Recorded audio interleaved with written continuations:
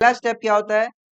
Collection of data, फिर organisation, फिर presentation, analysis, interpretation. ठीक है, ये है मतलब स्टैटिस्टिक्स का एज अ मेथड क्या होता है, ये अपन पढ़े। फिर प्लूरल सेंस में अपन पढ़े कि स्टैटिस्टिक्स का नेचर क्या होता है ना। नेचर में अपन क्या क्या पढ़े बताओ? पहला क्या है? Aggregate of facts. इंडिविजुअल कोई भी नंबर या न्यूमेरिकल वैल्यू का कोई वैल्यू नहीं है स्टैटिस्टिक्स में, एग्रीगेट में ही काम होता है। जैसे एग्जांपल इसमें क्या बताया था, जैसे किसी स्टूडेंट का XYZ है स्टूडेंट, उसका मार्क्स आया है 8/10। ठीक है, ये एक न्यूमेरिक वैल्यू है, लेकिन ये कोई स्टैटिस्टिकल वैल्यू नहीं है। ठीक है, ये कोई स्टैटिस्टिकल वैल्यू नहीं है, क्योंकि इंडिविजुअली इसका कोई काम नहीं है। जब तक आप इसको बाकी नंबर से, जैसे बाकी स्टूडेंट्स के नंबर से आप इसको कंपेयर नहीं करोगे, तब तक इसको अपन क्या बोलेंगे? स्टैटिस्टिकल वैल्यू ये नहीं बनेगा। ठीक है, इंडिविजुअल वैल्यू को कोई, है ना, क्या बोल सकते हैं, इंपॉर्टेंस नहीं है स्टैटिस्टिक्स। सभी को बात समझ में आ रहा है? Aggregate of facts. दूसरा, दूसरा याद है क्या? देख के मत बताओ, बिना देखे जितना याद आ रहा है वो बताने की कोशिश करो। दूसरा पॉइंट क्या पढ़ते हैं? Affected by multiplicity of causes. एक पर्टिकुलर डेटा के पीछे बहुत सारे रीजंस हो सकते हैं। ठीक है, affected by multiplicity of causes. ठीक है, फिर क्या था?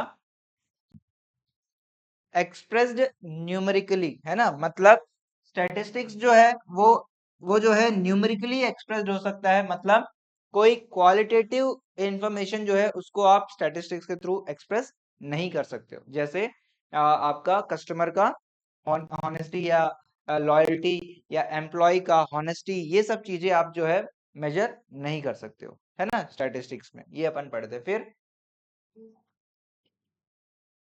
Should be collected with reasonable level of accuracy या रीजनेबल स्टैंडर्ड ऑफ एक्यूरेसी। देखिए इसका मतलब क्या था, कोई बताएगा इसका मतलब क्या था?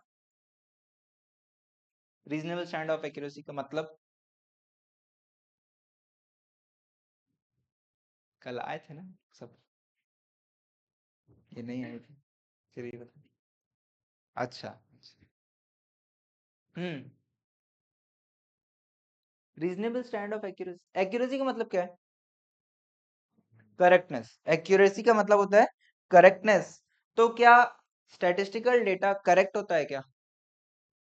स्टैटिस्टिकल डेटा जो है, जो भी इंफॉर्मेशन अपन कलेक्ट करेंगे, फर्स्ट स्टेप में कलेक्ट करेंगे, वो सही होना चाहिए कि नहीं होना चाहिए? वो सही होना चाहिए, तभी आपका रिजल्ट जो है वो क्या आएगा? सही आएगा।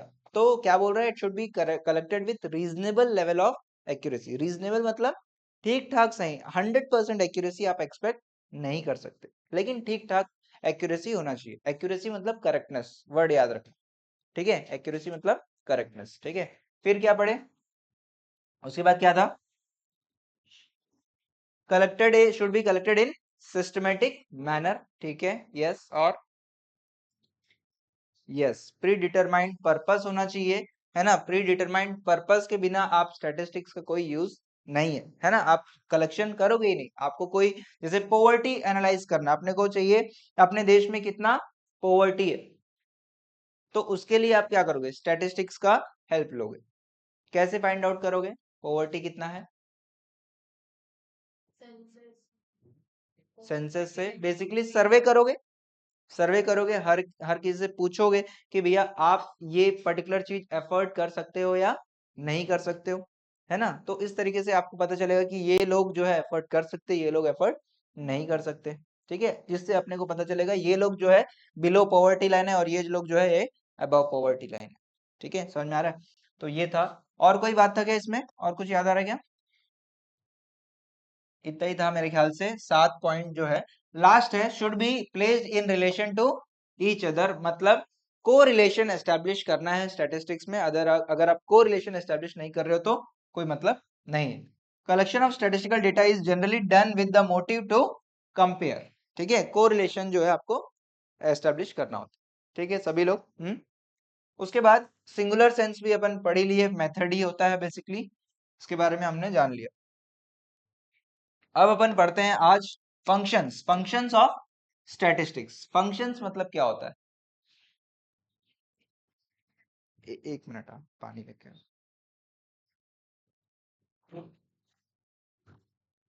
बैठो, यहाँ बैठ जाओ ना।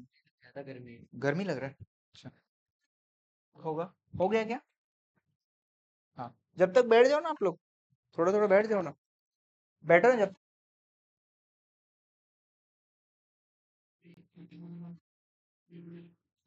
पानी बोतल कहाँ है?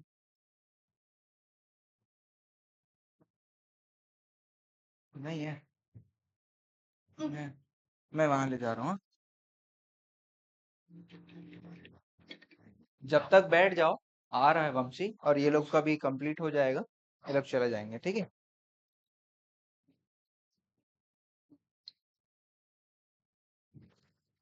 हम्म, ठीक है। हाँ भाई, फंक्शंस बता रहे थे। फंक्शंस बता रहे थे, क्या होता है, काम क्या है, उसका काम क्या है, ठीक है। स्टैटिस्टिक्स का काम क्या है, कैसे ये किस किस किस चीजों में हमारा मदद करता है, वो अपन देख रहे हैं। सबसे पहला क्या है, टू सिंप्लीफाई कॉम्प्लेक्स फैक्ट्स, ठीक है। कॉम्प्लेक्स फैक्ट्स जो भी रहेंगे उसको सिंप्लीफाई करने में मदद करता है स्टैटिस्टिक्स हमारा। जैसे एग्जाम्पल अगर लें, जैसे आप लोग सबका मान के चलो क्लास में मार्क्स, ठीक है।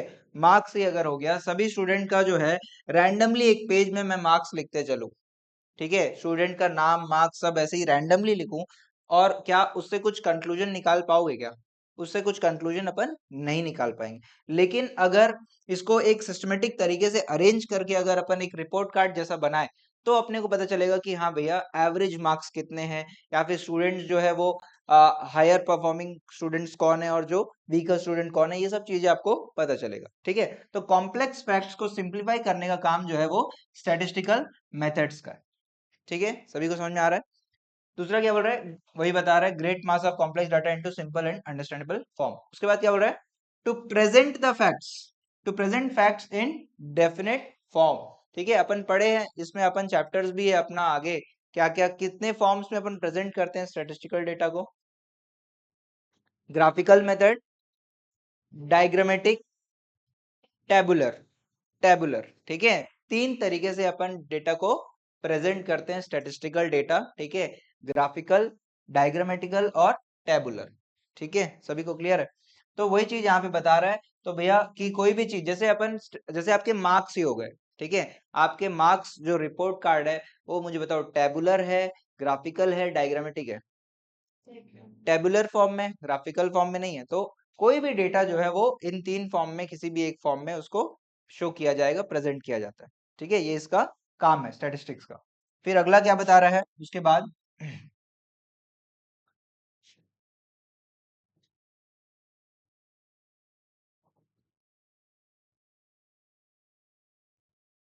अगला क्या है, to make comparison of facts, ठीक है। सबसे इंपॉर्टेंट काम क्या है स्टैटिस्टिक्स का, सबसे इंपॉर्टेंट फंक्शन क्या है, कंपैरिजन है भाई।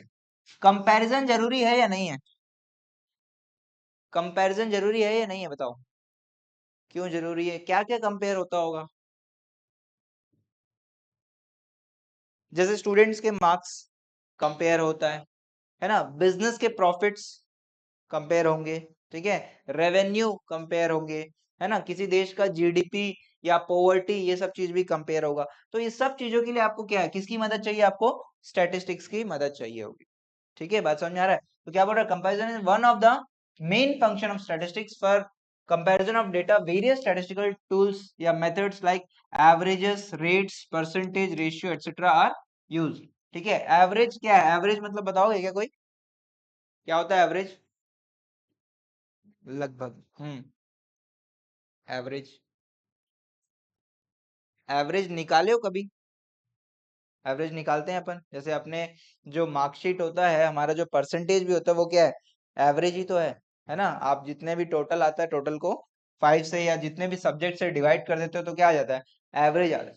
और जो अपन एक सब्जेक्ट पढ़ेंगे, सॉरी चैप्टर पढ़ेंगे, इसमें मीन, मीन का मतलब ही क्या है, एवरेज, ठीक है। बात समझ में आ रहा है? मीन जो पढ़ेंगे, मीन मीडियन मोड, आप लोग पढ़े भी हो मीन, है ना। मीन होता क्या है, मीन का मतलब ही एवरेज होता है, ठीक है। तो एवरेजेस वगैरह तरीके से आप क्या करते हो, कंपैरिजंस करते हो, ठीक है। उसके बाद क्या बोल रहा है, to facilitates planning and policy formation, ठीक है। प्लानिंग और पॉलिसी बनाने के लिए भी स्टैटिस्टिक्स काम आता है। ठीक है, जैसे यहाँ पे क्या बता रहा है, बिजनेसमैन या फिर एडमिनिस्ट्रेटर। बिजनेसमैन मतलब जो बिजनेस चला रहा है, ऑर्गेनाइजेशन चला रहा है, या एडमिनिस्ट्रेटर मतलब जो किसी पर्टिकुलर राज्य या स्टेट या डिस्ट्रिक्ट चला रहा है। ठीक है, उसको अपन एडमिनिस्ट्रेटर बोल रहे हैं। ठीक है, तो ये लोग को बहुत सारे पॉलिसीज बनाने होते हैं। मुझे तो हमारे देश के एक दो पॉलिसी बता सकते हो क्या? हमारे देश के एक दो पॉलिसीज बताओ, कोई भी पॉलिसी। हम्म, क्या लिखा है इसमें? Work from home policy. याद है क्या, ये क्या था? पता है ये क्या है? क्या होता है? घर से ही काम करो भाई, ऑफिस आने की कोई जरूरत नहीं है ना? तो क्या हुआ, जब कोविड आया था, वर्क फ्रॉम होम आया आया था कि भैया आप आओगे तो वायरस फैलेगा, ज्यादा प्रॉब्लम होगा। लेकिन जब उसके बाद, कोविड के जाने के बाद जो है, आईटी कंपनीज ने देखा, प्लीज ध्यान दो, आईटी कंपनीज ने देखा कि जब घर से काम कर रहे हैं तो भी काम अच्छे से हो रहा है, ज्यादा अच्छे से हो रहा है, प्रोडक्टिवली हो रहा है, और ऑफिस के रिसोर्सेज भी कम खर्च हो रहे हैं, है ना? बिजली बिल कम आ रहा है, ठीक है, ट्रांसपोर्टेशन और जो भी चीजें हैं वो सब चीजें कम हो रहे हैं। तो पता चला, तो समझ में आया कि ये यार, ये पॉलिसी को अपन कंटिन्यू कर लेते। इसके लिए स्टैटिस्टिक्स की जरूरत पड़ी या नहीं पड़ी? पहले वो लोग देखा होगा कि जब लोग ऑफिस आते थे तो कितना खर्चा होता था, और जब अब नहीं आ रहे हैं तो कितना खर्चा हो रहा है, और पहले आते थे तो पहले कितना काम करके देते थे, और अभी कितना काम करके दे रहे हैं। समझ में आ रहा है? तो स्टैटिस्टिकल डेटा से आपने क्या किया, एनालाइज किया, एनालाइज किया, और उसके बाद आप जो है एक कंक्लूजन पे आ रहे हो, हाँ भैया ये पॉलिसी जो है अपन इसको कंटिन्यू करेंगे। ठीक है, अपने घरों में भी पॉलिसीज होता है ना? जैसे जैसे मान चलो आप सभी गाड़ी में आ रहे हो, है ना? गाड़ी में, साइकिल में, जो भी चीज में आ रहे हो, मान चलो गाड़ी में आ रहे हो, तो अब मंथली एक फ्यूल एक्सपेंस देखा जा सकता है ना? कि मंथली फ्यूल एक्सपेंस जो है हर घर का कितना है, उसके हिसाब से आप प्रायोरिटाइज करते हो गाड़ी को, कि यार इंपॉर्टेंट चीजों के लिए गाड़ी यूज करना है, ऐसे ही जो है फिजूल घूमने फिरने के लिए गाड़ी यूज नहीं करना है। तो पॉलिसी, तो पॉलिसी के पीछे क्या है? पॉलिसी के पीछे जो है वो है हमारा स्टैटिस्टिक्स। ठीक है, आपके पास डेटा है, जो जिस तरीके से आप प्रेजेंट करके आप समझते हो कि हाँ भैया इस कारण से ये चीज हो रहा है, तो उसके लिए आप पॉलिसीज बनाते हैं। ऐसी सरकार बहुत सारे पॉलिसीज बनाते हैं। समझ में आ रहा है? जैसे जैसे वो क्या, लाडली बहन योजना, या क्या अभी यहाँ पे क्या बोलते हैं छत्तीसगढ़ में, क्या नाम है उसका? महतारी बंधन योजना। याद है, पता है ना आप लोगों को क्या होता है इसमें? है ना, जो वीकर सेक्शन ऑफ फीमेल होते हैं उनको 1000 रुपीज पर मंथ दिया जाता है। तो ये पॉलिसी बनाया गया, ये पॉलिसी के पीछे बहुत सारा स्टैटिस्टिक्स इन्वॉल्व है या नहीं है? ये पॉलिसी के पीछे बहुत सारा स्टैटिस्टिकल डेटा और एनालिसिस इन्वॉल्व है कि इतने लोगों के लिए ये पैसा अपने को देना पड़ेगा, तब जाके जो है वो लोग अपना लाइफ को स्मूथली कैरी कर पाएंगे। समझ में आ रहा है सभी को? हाँ। फिर क्या है, हेल्प इन फोरकास्टिंग। भाई फोरकास्टिंग मतलब क्या होता है? फोरकास्टिंग मतलब बताओ। फोरकास्टिंग मतलब प्रेडिक्ट कर पाना कि क्या होने वाला है। ठीक है, जैसे जैसे मान चलो, अपना ही मान के चलो, 3 महीने का इलेक्ट्रिसिटी कंजम्पशन अपन देखे, या 6 महीने का इलेक्ट्रिसिटी कंजम्पशन देखे, और उसके हिसाब से अपन अगले 6 महीने का प्रेडिक्ट कर सकते हैं कि कितना कितना खर्चा हो सकता है। ठीक है, तो प्रेडिक्शन या फोरकास्टिंग मतलब क्या, कि भैया आपको कोई डेटा चाहिए, एक बेस चाहिए कि यहां से यहां जा सकता है। ठीक है, तो उसके लिए भी आपको स्टैटिस्टिक्स की जरूरत है, मतलब आपको पास्ट डेटा की जरूरत पड़ेगी। और पास्ट डेटा भी क्या, अरेंज होना चाहिए, प्रेजेंटेड होना चाहिए, प्रॉपरली कलेक्टेड होना चाहिए। ठीक है, समझ में आ रहा है? तो स्टैटिस्टिक्स का मदद यहाँ पे भी अपने को मिलता है। अगला क्या है उसके बाद? Sorry, अगला क्या है उसके बाद? क्या है? Formulation and testing of a hypothesis. ये क्या होता है? Formulation and testing of hypothesis, बताइए। थीसिस सुने हो क्या? Thesis word, thesis word. ठीक है, जैसे आप लोग में से कुछ लोग, हो सकता है 11th 12th के बाद आपको बहुत मजा आ जाए इकोनॉमिक्स पढ़ने में, तो आप बोलोगे सर हम पीएचडी करेंगे, इकोनॉमिक्स में पीएचडी करेंगे। तो पीएचडी करोगे तो आप वहां पे क्या करोगे, आपको वहां पे थीसिस प्रेजेंट करना होता है। ठीक है, थीसिस मतलब क्या, कि आप कोई पर्टिकुलर चीज का रिजल्ट जो है वो बता रहे हो, मतलब कॉज एंड इफेक्ट जो है उसको आप समझा रहे हो। ठीक है, थीसिस मतलब आप कोई चीज ने कंक्लूड किया आपने और उसको आप समझा रहे हो। ठीक है, तो यहाँ पे हाइपोथेसिस बता रहा है मतलब दो चीजों का आप को रिलेशन एस्टेब्लिश करके उसको एक्सप्लेन करना। ठीक है, उसको बोल रहे हैं। जैसे यहाँ पे देखो एग्जांपल दिया हुआ है, फॉर एग्जांपल क्या बोलता है, statistical techniques, with the help of statistical techniques we can test hypothesis whether rise in railway fare will affect passenger traffic or not। ठीक है, जैसे ट्रेन का जो फेयर है ना, वो अगर बढ़ेगा तो पैसेंजर्स जो है वो और भी लोग, मतलब लोग कम हो जाएंगे ट्रैवल करना, या फिर कोई फर्क नहीं पड़ेगा। तो इस चीज को आइडेंटिफाई करने के लिए, ये चीज को चेक करने के लिए बहुत सारा डेटा चाहिए कि नहीं चाहिए। जैसे एक एग्जांपल, इसी का एग्जांपल ले लेते हैं। जैसे मान के चलो अपने को यहाँ से दुर्ग जाना, ठीक है, चरोदा से दुर्ग जाना है और लोकल टिकट है मान के चलो उसका 12 रुपया। ठीक है, और बाद में भविष्य में हो गया इसका रेट कितना हो गया, 20 रुपये। अब आपको ये चेक करना है कि ये प्राइस के बढ़ने से जो है ट्रैफिक में कोई फर्क आया नहीं, आया या नहीं। तो उसके लिए क्या करना पड़ेगा, जब ये प्राइस चल रहा था तो कितने लोग ट्रैवल कर रहे थे ये आपको चेक करना पड़ेगा, है ना। 2-3 महीने का, है ना, 6 महीने का आप डेटा लोगे और चेक करोगे कितने लोग ट्रैवल कर रहे थे, और ये प्राइस में आप सेम चीज करोगे कितने लोग ट्रैवल कर रहे हैं, और आप कंपेयर करोगे। और आप क्या करोगे, कंपेयर करोगे कि भैया कितने लोग यहाँ पे ट्रैवल कर रहे थे, मान चलो 10 मिलियन लोग यहाँ पे ट्रैवल कर रहे थे, और यहाँ पे कितना कर रहे हैं, मान चलो 11 मिलियन लोग कर रहे हैं। तो मुझे बताओ, ट्रेन के फेयर के बढ़ने से आपके पैसेंजर ट्रैवल में कोई फर्क पड़ा क्या, कोई फर्क नहीं पड़ा। तो ये सब चीजों को एस्टेब्लिश करना या समझाने का बात यहाँ पे बताया जा रहा है, formulation and testing of a hypothesis. ठीक है, जैसे एक और एग्जांपल, जैसे आप लोग देखे होंगे मिल्क पैकेट होता है, दूध पैकेट, अमूल वगैरह का दूध पैकेट ½ लीटर का आता है, कितने का आता है अभी,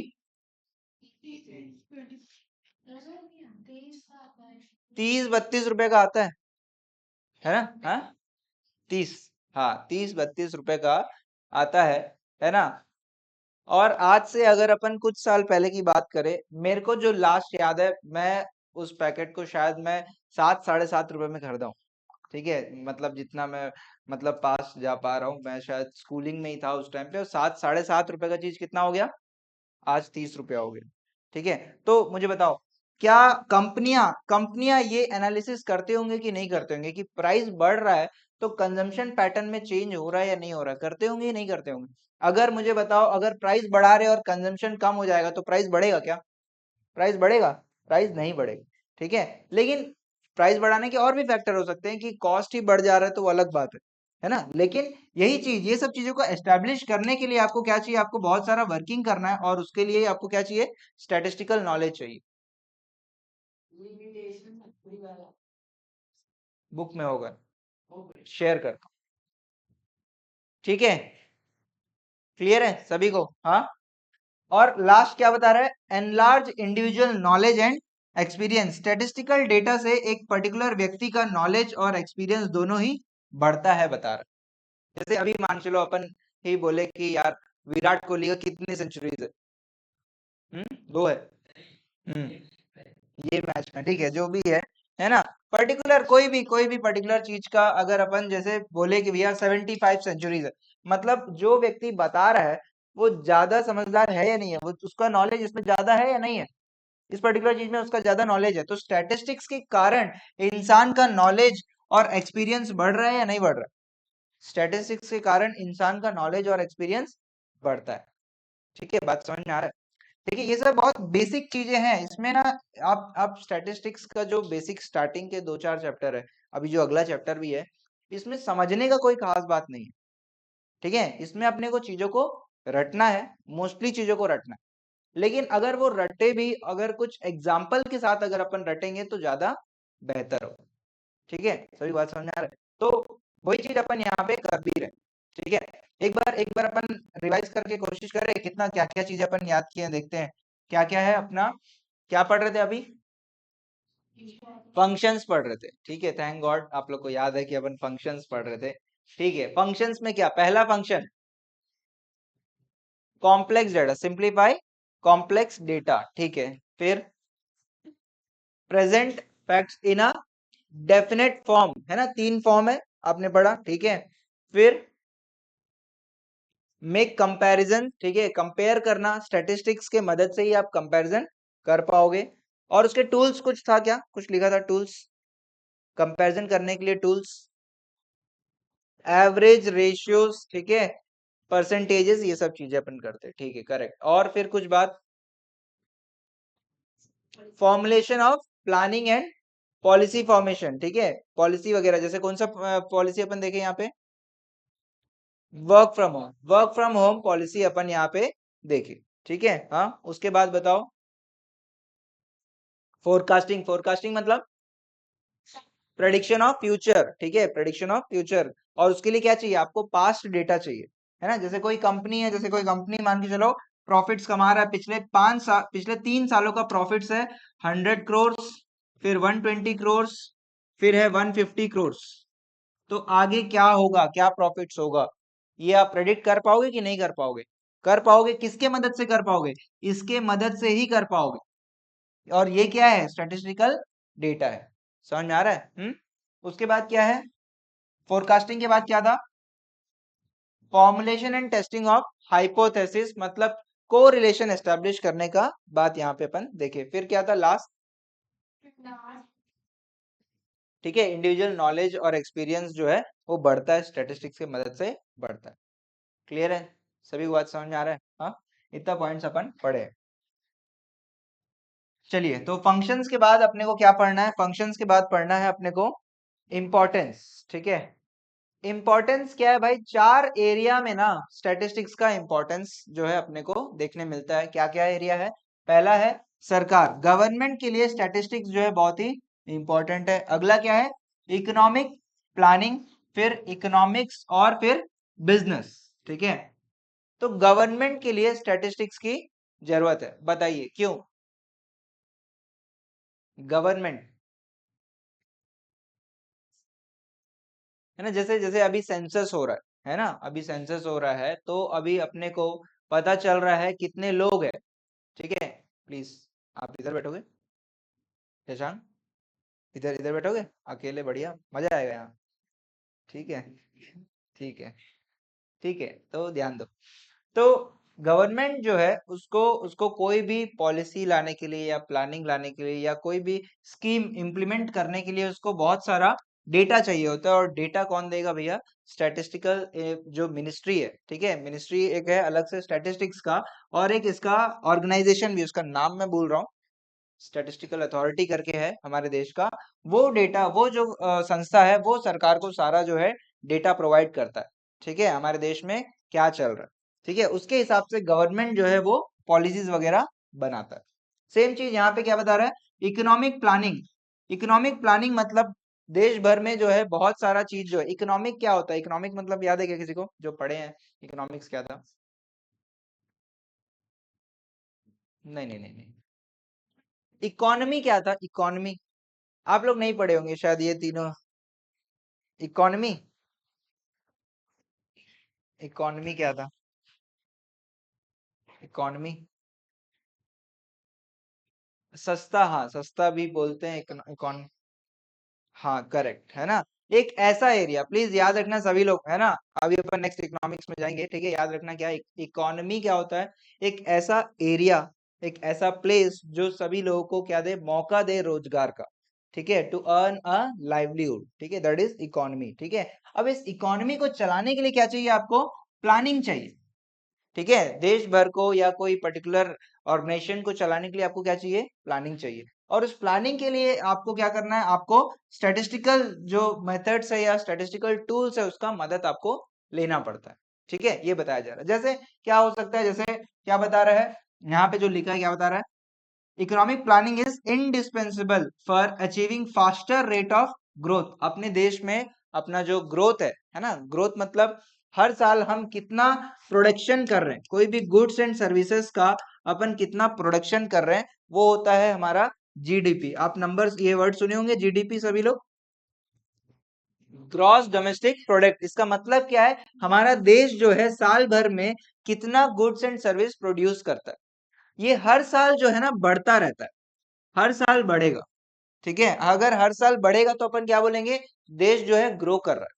ठीक है, ग्रो कर रहा मतलब ये नहीं कि साइज बड़ा हो जा रहा है ना, ऐसा नहीं है। देश ग्रो कर रहा है मतलब जो है जीडीपी जो है ये बढ़ रहा है। बात समझ में आ रहा है? तो जीडीपी के बढ़ने के लिए आपको क्या चाहिए, इकोनॉमिक प्लानिंग करना पड़ेगा।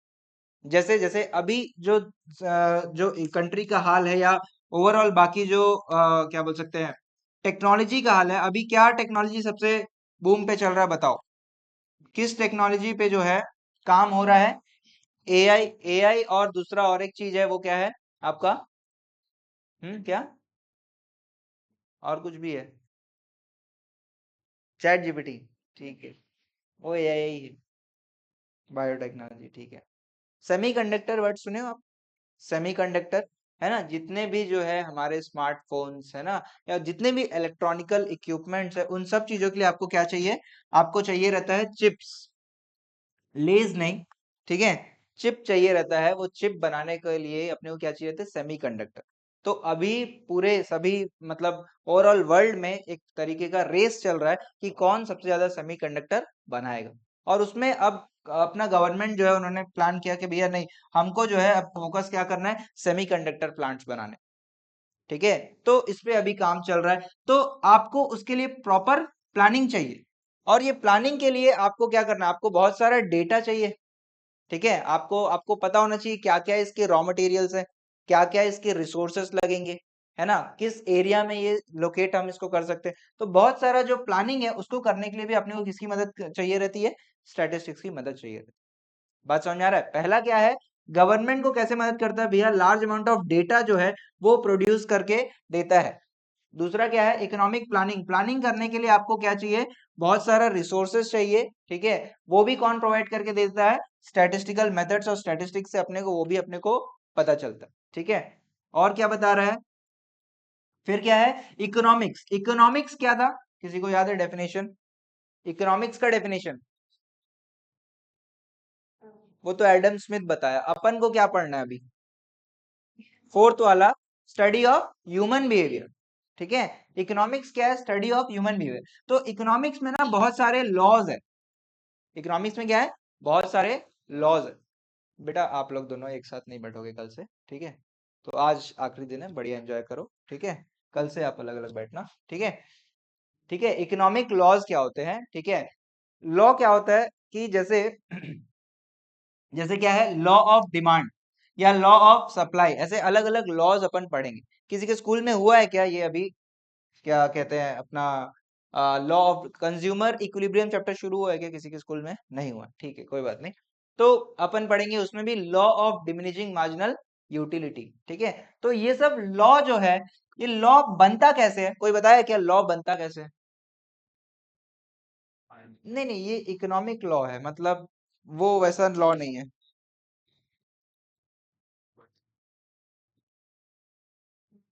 हम्म, देखिए क्या होता, इकोनॉमिक्स क्या है, स्टडी ऑफ, कॉल आ रहा है तो भाई बैग में डालो, मत उठाओ, ठीक है, ध्यान दो। तो लॉज यहाँ पे क्या होता है, प्लीज समझना, ये वो सरकार का लॉ नहीं है, ये क्या है, ह्यूमन बिहेवियर से स्टडी करके इन्होंने कुछ नियम बनाए। ठीक है, law of demand, law of supply, law of diminishing marginal utility, बहुत सारे अलग अलग, है ना, बिहेवियर को स्टडी करके, बिहेवियर को स्टडी कर रहे हैं मतलब बार बार उन चीजों को क्या हो रहा है, रिपीटिशन में देख रहे हैं कि हाँ भैया ये हो रहा है कि नहीं। जैसे एक बहुत बेसिक एग्जांपल लेता हूँ, जैसे आप लोग देखे होंगे कभी रोड पे अपन जा रहे हैं, तो वहां पे कहीं कहीं पे लिखा रहता है एक्सीडेंट प्रोन जोन, कभी देखे हो क्या? अगर आप हाईवेज वगैरह में जाओगे वहां पे लिखा रहता है एक्सीडेंट प्रोन जोन, क्या होता है इसका मतलब, एक्सीडेंट ज्यादा होता है। तो ये किसी का मन किया, सपना आया बोल के बोर्ड लगा दिया, तो क्या हुआ, बार बार वहां पे एक्सीडेंट्स होते हैं, ये देखते हुए आए हैं। तो बार बार देख रहे हैं, मतलब एक ह्यूमन बिहेवियर स्टडी हो रहा है ना, कि हाँ भैया ये पर्टिकुलर जगह जो है ये थोड़ा सा डेंजरस है। तब जाके उससे उन्होंने एक नियम बना दिया, उससे उन्होंने एक नियम बना दिया कि आपको इस स्पीड लिमिट में चलना है ना। वैसे ही बहुत सारे इकोनॉमिक्स में लॉज होते हैं, तो वो किसके ऊपर बेस्ड है? ह्यूमन बिहेवियर के ऊपर बेस्ड। जब ये चीज बार बार रिपीट हो रहा है तो एक क्या बोल सकते हैं बिहेवियर निकल के आता है, समझ में आता है कि ऐसा ये चीज होता है। ठीक है, एक लॉ अपन पढ़ेंगे जैसे जिसको बोलते हैं law of diminishing marginal utility. ठीक है, उसमें क्या पढ़ेंगे कि जैसे अपन कोई चीज अपने को पसंद है, मान के चलो, है ना, मान के चलो अपन को आइसक्रीम पसंद है। ठीक है, अब अपन आइसक्रीम खाए, एक बार खाएंगे अच्छा लगता है, फिर खाए तुरंत, चलो ठीक है, फिर भी ठीक लगेगा, फिर तीसरा, फिर चौथा, ऐसे कंटिन्यूअस में अगर आप खाते जाओगे तो क्या वो आपको अच्छा लगेगा? वो आइसक्रीम आपको अच्छा लगेगा? आपको अच्छा नहीं लगेगा, आपको अच्छा लगेगा। ठीक है, तो देखेंगे कितना अच्छा लगता है, ये भी है ना, चॉइस है। हाँ, कोल्ड हो सकता है, हाँ। तो वो जब लॉ पढ़ेंगे ना तब इस बात पे वापस आएंगे। तो ये सब चीजें जो है, लॉ जो है, इकोनॉमिक्स जो है, वो ह्यूमन बिहेवियर के ऊपर, और ये बार बार जो चीजें रिपीट हो रहे हैं उसको रिकॉर्ड कर रहे हैं, डॉक्यूमेंट कर रहे हैं, प्रेजेंट कर रहे हैं, तब जाके समझ में आ रहा है हाँ भाई ऐसा होता है, तब जाके इन्होंने लॉ बनाया। समझ में आ रहा है? कोई भी लॉ बन रहा है उसके पीछे बहुत सारा रेपिटेशन है। ठीक है, अगर रेपिटेशन नहीं रहेगा तो लॉ नहीं है वो। एक बार कोई घटना हो रहा है तो उससे कोई नियम थोड़ी बना देंगे। समझ में आ रहा है? हाँ, तो उसके लिए भी क्या है, स्टैटिस्टिक्स की जरूरत है। स्टैटिस्टिक्स का काम ही क्या है? कलेक्शन ऑफ डेटा, उसके बाद उसको प्रेजेंट करना, ठीक है, इंटरप्रेट करना, एनालिसिस करना। ठीक है, तो वही चीज है, इसके लिए भी आपको स्टैटिस्टिक्स की जरूरत है। और आखिरी क्या बोल रहा है, बिजनेस यूनिट, बिजनेसेस के लिए भी स्टैटिस्टिक्स की जरूरत है कि नहीं है? अगर आपको यहाँ पे बिजनेस यूनिट बनाना है, जैसे क्या बोल रहा है, एस्टैब्लिशिंग अ बिजनेस यूनिट, तो क्या क्या चाहिए आपको? Information about location, size of output, availability of inputs, taxes, size of market share, ये सब चीजें कौन प्रोवाइड करता है? ये सब चीजें आपको स्टैटिस्टिक्स प्रोवाइड करता है। समझ में आ रहा है? हाँ, ये क्या है, ये वाला बताओगे क्या, अवेलेबिलिटी ऑफ इनपुट्स मतलब? इनपुट मतलब यहाँ पे रिसोर्सेस की बात हो रही है, रॉ मटेरियल्स की बात हो रही है। अवेलेबिलिटी ऑफ इनपुट्स मतलब रॉ मटेरियल, क्या क्या रॉ मटेरियल हमको जरूरत पड़ेंगे एक पर्टिकुलर चीज बनाने के लिए। जैसे मैंने बताया सेमीकंडक्टर बनाने के लिए क्या क्या चीजों की अपने को जरूरत पड़ेगी, कौन से जगह पे अपने को ये एस्टेब्लिश करना है। जैसे आप लोगों को पता होगा अभी जो है सबसे पहला सेमीकंडक्टर प्लांट कहाँ पे स्टार्ट हो गया हमारे देश में? आसाम में स्टार्ट हुआ। ठीक है, तो और साइज ऑफ आउटपुट, कितना आपको प्रोडक्शन करना है भाई, कितना प्रोडक्शन आपको करना है, इनपुट क्या क्या आपको चाहिए, टैक्सेस क्या है, साइज ऑफ मार्केट शेयर, ये सब चीजें आपको आइडेंटिफाई करना होता है। और ये सब चीजें कौन प्रोवाइड करके देगा आपको? स्टैटिस्टिक्स प्रोवाइड करके देगा। साइज ऑफ मार्केट शेयर मतलब जैसे अभी मार्केट है, उसमें मान के चलो, उस मार्केट में मान के चलो 100 पीसेस बिकते हैं, 100 पीसेस बिकते हैं, कोई भी एक प्रोडक्ट है वो कितने बिकते हैं, एक पर्टिकुलर एरिया में 100 पीसेस बिकते हैं। अब यहाँ पे एक प्लेयर बचा हुआ है, एक या फिर दो चार लोग हैं, वो लोग कितना पीसेस बेच देते हैं? 80 पीसेस बेच देते हैं। बचा कितना? 20। वो 20 पीसेस अपन बेच सकते हैं। तो ये अपना साइज है मार्केट शेयर में, ओवरऑल मार्केट शेयर में हमारा साइज कितना है। ठीक है, इसको बोलते हैं साइज ऑफ मार्केट शेयर। ठीक है, ये सब चीजें कौन अपने को प्रोवाइड करके देता है? स्टैटिस्टिक्स प्रोवाइड करके देता है। सभी को क्लियर है? हाँ, मार्केट शेयर मतलब ओवरऑल मार्केट में मेरा कितना हिस्सा है।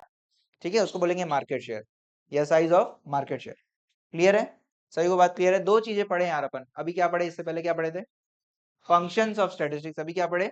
इंपॉर्टेंस किस किस के लिए इंपॉर्टेंस है? पहला गवर्नमेंट, फिर इकोनॉमिक प्लानिंग, इकोनॉमिक्स और बिजनेस। ठीक है, आगे कुछ एग्जाम्पल भी है बट उसको अपन अवॉइड करते हैं। ठीक है, फिलहाल अपने को जो समझ में आ रहा है ना, जितना समझ में आ रहा है उससे अपन आगे बढ़ सकते हैं। नेक्स्ट क्या है अपना? लिमिटेशन।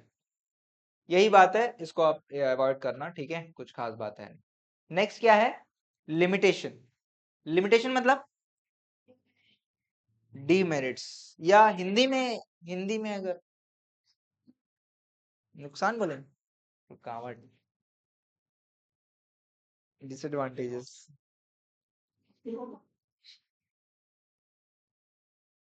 शायद ऐसा बोलेंगे तो ज्यादा अच्छा लगेगा कि ऐसा चीज जो स्टैटिस्टिक्स जिसके जिसके स्टैटिस्टिक्स जो है उसके दायरे के बाहर है, या जो स्टैटिस्टिक्स नहीं कर सकता। क्या नहीं कर सकता स्टैटिस्टिक्स भाई? कैन नॉट स्टडी और डज नॉट स्टडी क्वालिटेटिव फेनोमेन, है ना, ये काम नहीं कर सकता, तो ये इसके लिमिटेशन है, क्या नहीं कर सकता। ठीक है, इस तरीके से पढ़ेंगे तो ज्यादा बढ़िया रहेगा।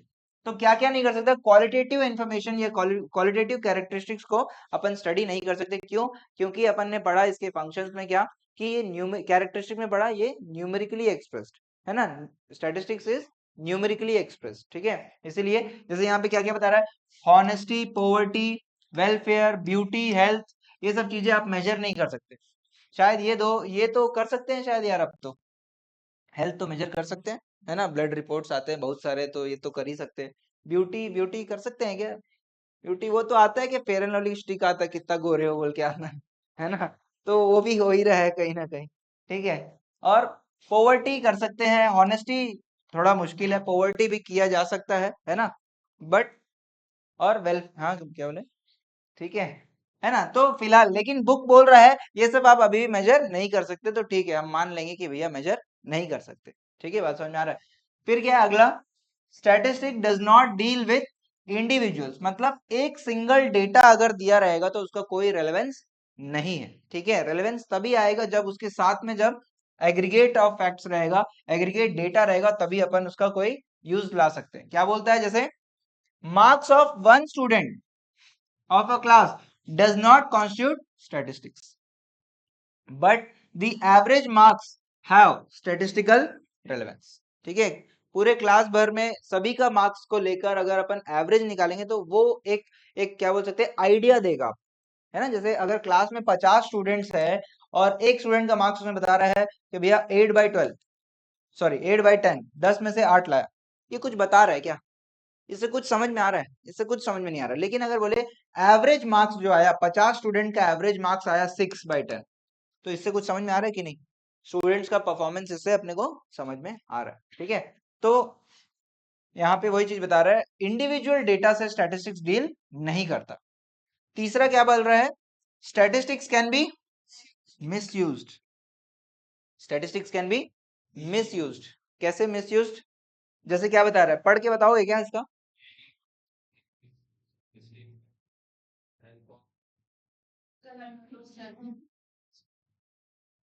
है ना, क्या बोल रहे हैं इसका मतलब? कोई भी कुछ भी नहीं, नहीं नहीं नहीं नहीं नहीं नहीं, देखिए गलत डेटा नहीं, गलत डेटा नहीं, ध्यान दो, ध्यान दो, गलत डेटा नहीं, गलत डेटा नहीं, डेटा सही है, लेकिन आप उसको गलत सेंस में रीड कर, ये हो सकता। जैसे जैसे जैसे अगर अपन बोले, जैसे एग्जाम्पल ही लेते हैं, जैसे स्टूडेंट का मार्क्स ले लेते हैं, 50 स्टूडेंट्स है और सभी का जो एवरेज आया वो 6/10, ये 6/10 एवरेज अपने आप में सही है, स्टैटिस्टिक्स से आपने निकाला 6/10, ये सही है। अब इसको आप इंटरप्रेट कर रहे हो, क्या इंटरप्रेट कर रहे हो, जो है इसमें इंटरप्रेट कर रहे हो कि सभी बच्चे गधे हैं। 6 अगर आ रहा है एवरेज, मतलब गधे हैं, कम से कम 8, 8.5 आना चाहिए था। लेकिन क्या ये सच है क्या? ये एवरेज है ना, ये एवरेज है भैया, ये एग्जैक्ट नहीं है। इसमें से हो सकता है 10 बच्चे एक्स्ट्रा ऑर्डिनरी है ना, और 10 बच्चे एकदम गधे हैं, बाकी लोग बीच के लोग हैं, और इन सभी के मार्क्स से क्या आया आपका, एवरेज आया भाई।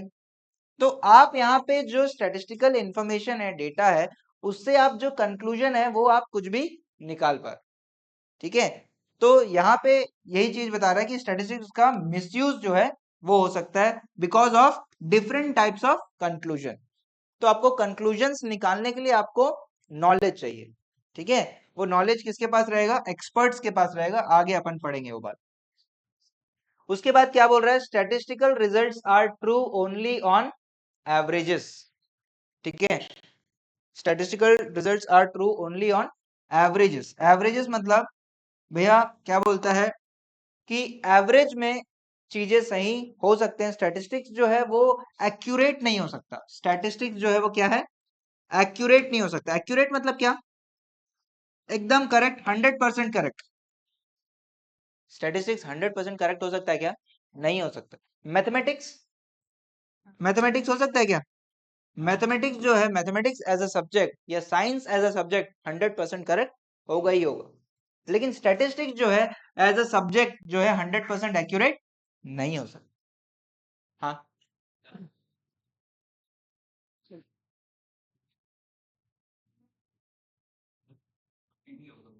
देखिए, अगर जैसे जैसे अभी अभी मान के चलो अपन सब इस रूम में बैठे, प्लीज ध्यान से समझना, अपन सब इस रूम में बैठे हैं, अपन को निकालना है हर एक स्टूडेंट का वेट, ठीक है? तो हर एक स्टूडेंट का वेट निकल जाएगा।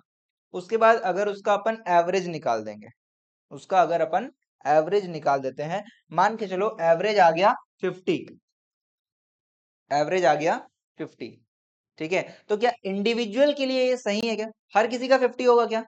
हर 50 का 50, हर स्टूडेंट का 50 नहीं होगा, लेकिन एवरेज में 50 आया तो इसको अपन मान सकते हैं। समझ में आ रहा है? तो क्या बता रहा है, लेकिन मैथमेटिक्स या फिर बाकी सब्जेक्ट जो है, साइंस है, उसमें क्या होता है कि जो भी रिजल्ट है वो 100% एक्यूरेट होता है। समझ में आ रहा है? स्टैटिस्टिक्स में 100% एक्यूरेसी आप एक्सपेक्ट नहीं कर सकते हो, because of its tools, because of its techniques, methods, ठीक है? इसको आप अपन एक्यूरेट नहीं मान सकते। जैसे वही चीज यहाँ पे लिखा है, देखो, statistics is not as accurate as many other sciences, natural sciences are exact as their results are universally true. मतलब जो साइंस है, साइंटिफिक जो क्या बोल सकते हैं, लॉज है, वो हर जगह सेम काम आते, लेकिन स्टैटिस्टिक्स का जो टूल्स है या फिर रिजल्ट्स है वो हर जगह सेम काम नहीं आ सकते, ठीक है? और क्या बोल रहा है, how statistical laws are not exact. तो ये स्टैटिस्टिकल लॉज जो है, जैसे मीन, मीडियन, मोड निकालना या कोरिलेशन, ये सब चीजें निकालना जो है, वो हर जगह काम नहीं आते और एग्जैक्ट नहीं रिजल्ट प्रोवाइड करते। जैसे उसका एग्जाम्पल भी दिया, देखो क्या बोल रहा है, ये वाला एग्जाम्पल रीड करो, इंटरेस्टिंग है ये। क्या बोलता है, if average number of thefts in a town is कितना, 3 पर वीक, मतलब एक हफ्ते में 3 बार चोरी होता है, ठीक है, या 3 चोरी होता है। तो क्या बोल रहा है, इट डज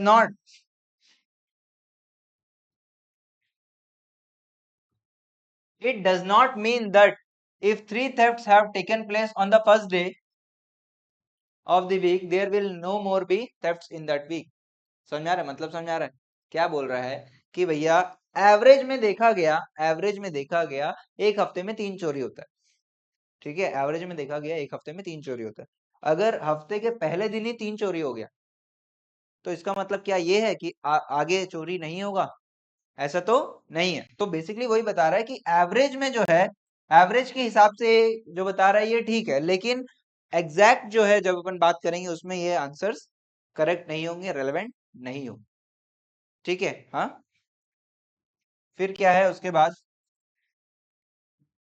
उसके बाद क्या बता रहा है, statistical laws are not exact, ठीक है? स्टैटिस्टिकल लॉज जो भी है, जितने भी लॉज है, हर एक सब्जेक्ट के अपने अपने लॉज है। इकोनॉमिक्स के अपने लॉज है, अकाउंट्स के अपने लॉ है, मैथमेटिक्स के अपने लॉज है।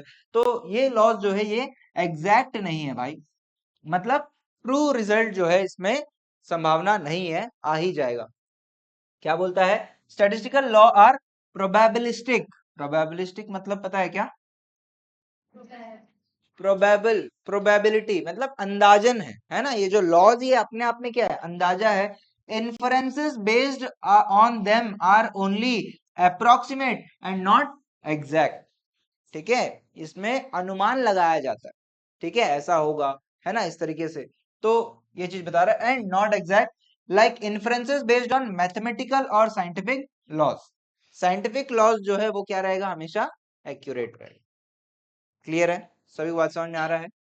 हाँ, तो ये बात है। फिर क्या है अगला, only experts can make the best possible use of statistics, ठीक है? स्टैटिस्टिक्स का बेस्ट यूज कौन कर सकता है? सिर्फ एक्सपर्ट्स कर सकते हैं, जिसको उस डेटा को कैसे यूज करना है वो आता है। आम आदमी जो है स्टैटिस्टिक्स का बेटर यूज नहीं कर सकता, ठीक है? ये बताया जा रहा है। और लास्टली क्या बता रहा है, statistical data should be uniform और होमोजीनियस। होमोजीनियस मतलब क्या होता है? हाँ, सेम। होमोजीनियस मतलब सेम या सिमिलर। होमोजीनियस का ऑपोजिट क्या रहता था? हेट्रोजीनियस मतलब डिफरेंट, ठीक है? डिसिमिलर जिसको अपन बोल सकते हैं। तो